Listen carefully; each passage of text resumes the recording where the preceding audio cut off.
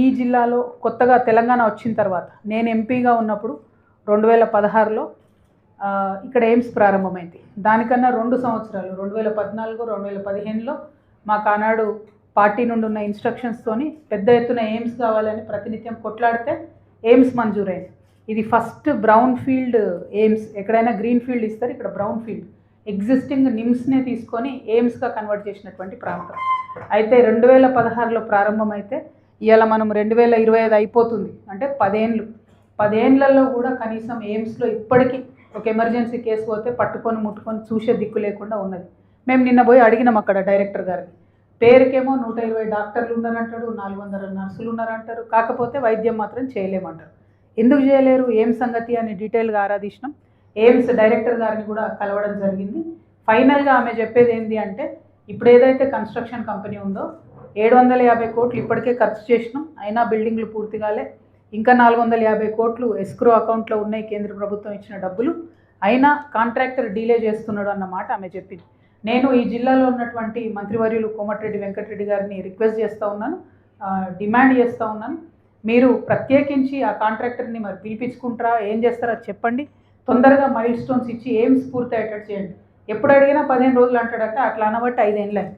కాబట్టి తొందరగా పూర్తి చేస్తే పోయేటటువంటి ప్రాణాలు దక్కేటటువంటి ఆస్కారం ఉంటుందని చెప్పి నేను డిమాండ్ చేస్తూ ఉన్నాను. ఎట్ ద సేమ్ టైం నేను మంత్రి గారిని ఇంకొక మాట కూడా డిమాండ్ చేస్తున్నాను. ఎయిమ్స్లో చాలా జాబ్స్ వచ్చేటటువంటి ఆస్కారం ఉంది. మినిమం 12 నుండి 1500 జాబ్స్ కొత్తగా క్రియేట్ అయ్యేటటువంటి ఆస్కారం ఉంది. ఇందులో మెజారిటీ అట్లీస్ట్ 80% మన తెలంగాణ బిడ్డలకు వచ్చే విధంగా ప్రయత్నం చేయాలని చెప్పి నేను మంత్రి గారిని కోరుతా ఉన్నాను.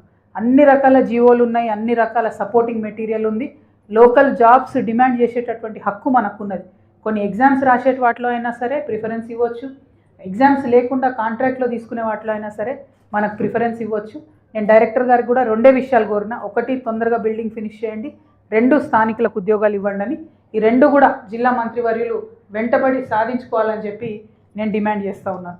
అదేవిధంగా మీకు తెలుసు, మొత్తం యావత్ రాష్ట్రం అంతా కూడా ఇబ్బంది అవుతున్న విషయం ఫీజు రియంబర్స్మెంట్ విషయంలో. నిన్న భువనగిరిలో అంబేద్కర్ చౌరస్తాలో మేము కూడా కాలేజ్ పిల్లలందరితో కలిసి అక్కడ ప్లకార్డులు పట్టుకొని ప్రదర్శన చేయడం జరిగింది. ఖచ్చితంగా ఫీజు రియంబర్స్మెంట్ అనేది కాంగ్రెస్ ప్రభుత్వం వెంటనే విడుదల చేయాలి. మీరు పేద విద్యార్థులకు చేస్తున్నటువంటి ద్రోహం ఇది. మీరు ఎప్పుడైతే ఫీ రియంబర్స్మెంట్ రిలీజ్ చేయడం ఆపేసిండ్రో అప్పటి నుంచి పేద తల్లిదండ్రులకు టెన్షన్ ఎక్కువైపోయింది. పిల్లల్ని స్కూళ్ళల్లో నిలబెట్టి అవమానిస్తున్నటువంటి సందర్భాలు ఎక్కువైపోయినాయి. అంటే ఇంకా కూడా తెలంగాణ రాష్ట్రంలో పేద విద్యార్థి ప్రైవేట్ దాంట్లో చదువుకోవాలంటే భయపడేటటువంటి పరిస్థితి ఉంది. ఖచ్చితంగా ఫీ రియంబర్స్మెంట్ తొందరగా చేయాలని చెప్పి గవర్నమెంట్ని డిమాండ్ చేస్తూ ఉన్నాం. పేద విద్యార్థుల తరఫున నేను కౌన్సిల్లో ముఖ్యమంత్రి గారిని నిలదీస్తే ఆనాడు ఆయన మాట ఇచ్చారు ముఖ్యమంత్రిగా, ఏమని, పాత బకాయిలన్నీ తీర్చేస్తాం, కొత్త ఫీ రియంబర్స్మెంట్ ఏది పెండింగ్ ఉన్నా కూడా వెంటనే మేము నెల చెల్లిస్తామని చెప్పి కౌన్సిల్ సాక్షిగా ఆయన చెప్పడం జరిగింది ముఖ్యమంత్రి గారు. కానీ యాజ్ యూజువల్ అన్ని మాటలు ఇచ్చి మర్చిపోయినట్టు ఇది కూడా ఆయన మర్చిపోయి పేద విద్యార్థులకైతే అన్యాయం చేస్తూ ఉన్నారు.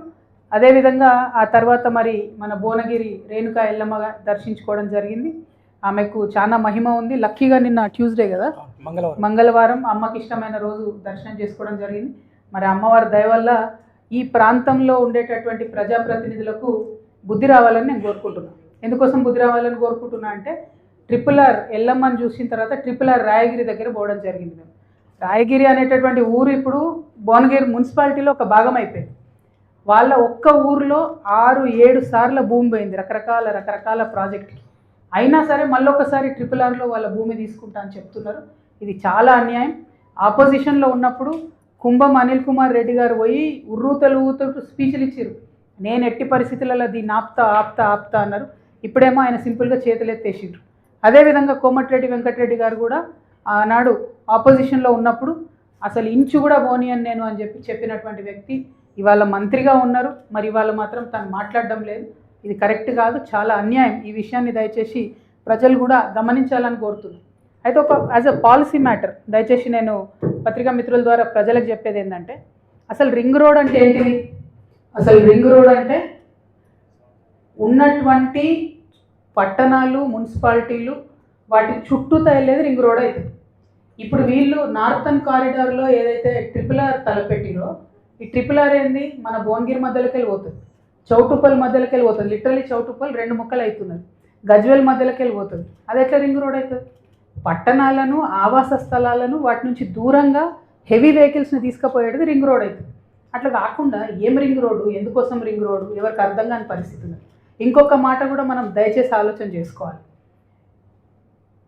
అలైన్మెంట్ ఒక్కొక్క దగ్గర నార్థన్ పార్ట్లో అయినా సదర్న్ పార్ట్లో అయినా 3 నుంచి 4 సార్లు మారింది అలైన్మెంట్. ఫస్ట్లో RRR అని తలపెట్టినప్పుడు మేము NHAతో మాట్లాడినప్పుడు వాళ్ళు మాకేం చెప్పారంటే, మేము శాటిలైట్లకి వెళ్ళి చేస్తాం, ఆ శాటిలైట్ మ్యాపింగ్ జనరల్గా పోరంబోక్ ల్యాండ్ నుంచి, కొండల నుంచి, గుట్టల నుంచి రోడ్డు తీసుకుపోతుంది కాబట్టి జనావాసాలకు ఇబ్బంది లేకుండా ఉంటుంది. ఇదే బైబులు, ఇదే ఖురాను, ఇదే భగవద్గీత, మేము ఒక్కసారి శాటిలైట్లకి వెళ్ళి మ్యాప్ గీసినామంటే దీన్ని మార్చేటోళ్ళు లేరని వాళ్ళు చెప్పిరు అన్నాడు. మరి తీరా చూస్తే ఒక్కొక్క దగ్గర 2 times, 3 times, 4 times అలైన్మెంట్ మారినటువంటి పరిస్థితి ఉన్నది. అన్ఫార్చునేట్లీ ఇది కేవలం నాయకుల అవినీతి కోసం మాత్రమే ఈ అలైన్మెంట్ మారింది అనేటటువంటిది స్పష్టంగా తెలుస్తున్నది. కేవలం భువనగిరిలో కాదు, 8 జిల్లాలలో తెలంగాణలలో ఇన్ఫ్లుయెన్స్ చేసే ఈ రింగ్ రోడ్డు ప్రతి జిల్లాలో అదే పరిస్థితి. మేము మెదక్ పోయినాము, అక్కడ పెద్దవాళ్ళ కోసం పేదవాళ్ళ భూములు పోయేటట్టుగా అలైన్మెంట్ మార్చారు. మేము మహబూబ్ నగర్ పోయినాం, అక్కడ సేమ్ పరిస్థితి, పెద్దల భూములు కాపాడతారు, పేదల భూములకి వెళ్ళిపోతుంది. భువనగిరి వచ్చినాం, ఇక్కడ ఇదే పరిస్థితి. చౌటుప్పల్ల సేమ్ పరిస్థితి. ఇక నేను పేర్లు చెప్తేనేమో తెల్లారులేస్తే నన్ను అందరూ తిడతారు, కాబట్టి పేర్లు నేను చెప్తలేను. కాకపోతే వాస్తవం ఏంది అని అంటే, పేదవాళ్ళ భూములు తప్పియడానికి, వెంచర్లు తప్పియడానికి, కాలేజీలు తప్పియడానికి అలైన్మెంట్ మార్చుకొని పేదల భూములకి వెళ్ళిపోతున్నాయి. రాయగిరిది అయితే మరీ దారుణం. ఆల్రెడీ హైకోర్టు ఆర్డర్ ఇచ్చింది, ఇన్నిసార్లు ఒక్కొక్క ఊర్లోకి వెళ్ళిపోవద్దు అని చెప్పి. ఆ హైకోర్టు ఆర్డర్ని ఆధారం చేసుకొని ముఖ్యమంత్రి గారు ఇన్వాల్వ్ కావాల్సినటువంటి సందర్భం వచ్చింది. ఇప్పుడు కూడా ఇన్వాల్వ్ కాకపోతే మాత్రం ఇక్కడ ప్రజలైతే మిమ్మల్ని క్షమించరని చెప్పి నేను కాంగ్రెస్ ప్రభుత్వానికి హెచ్చరిక చేస్తూ ఉన్నాను. మేము నితిన్ గడ్కరీ గారికి కూడా ఇదే విషయం ఇప్పుడు ఆన్లైన్లో పెడతాం, ఆన్లైన్లో ఒక మూమెంటే నడిపిస్తాం. మేము ఇది కరప్షన్ జరిగింది మీకు తెలిసి ఉందా లేదా. ఎందుకంటే నితిన్ గడ్కరీ గారు చెప్పింది ఏంటంటే, ఈ రింగ్ రోడ్ అనేటటువంటిది ఎట్టి పరిస్థితులలో మున్సిపాలిటీలకి వెళ్ళి పోదు అని ఆయన స్వయంగా చెప్పారు మన వాళ్ళు పోయి కలిసినప్పుడు. సో దానికోసం ఆయనను అకౌంటబుల్ హోల్డ్ చేస్తాం, ఖచ్చితంగా ఒక ఆన్లైన్ మూమెంట్ నడిపిస్తాం. మొత్తం బీజేపీ ఎంపీలు 9 మంది సంతకాలు చేసి ఇది మారాలి అలైన్మెంట్ అని చెప్పి చెప్పిండ్రు. అయినా కూడా మరి అలైన్మెంట్ మారకుండా టెండర్లు పిలుస్తున్నారని తెలిసింది. కాబట్టి తెలంగాణ జాగృతి ఆధ్వర్యంలో జనవరి 5వ తారీఖు నాడు హైదరాబాద్ నగరంలో ఈ 8 జిల్లా ప్రజలు ఎక్కడెక్కడైతే రింగ్ రోడ్తో ఎఫెక్ట్ అవుతున్నారో RRRతో వాళ్ళతోని ఒక రౌండ్ టేబుల్ సమావేశాన్ని కూడా నిర్వహించి ఇందులో జరుగుతున్న కరప్షన్, ఇందులో జరుగుతున్నటువంటి అన్యాయం ప్రజల దృష్టికి, ప్రభుత్వాల దృష్టికి తీసుకొచ్చేటటువంటి ప్రయత్నం చేస్తామని కూడా మీకు తెలియజేస్తా ఉన్నాం.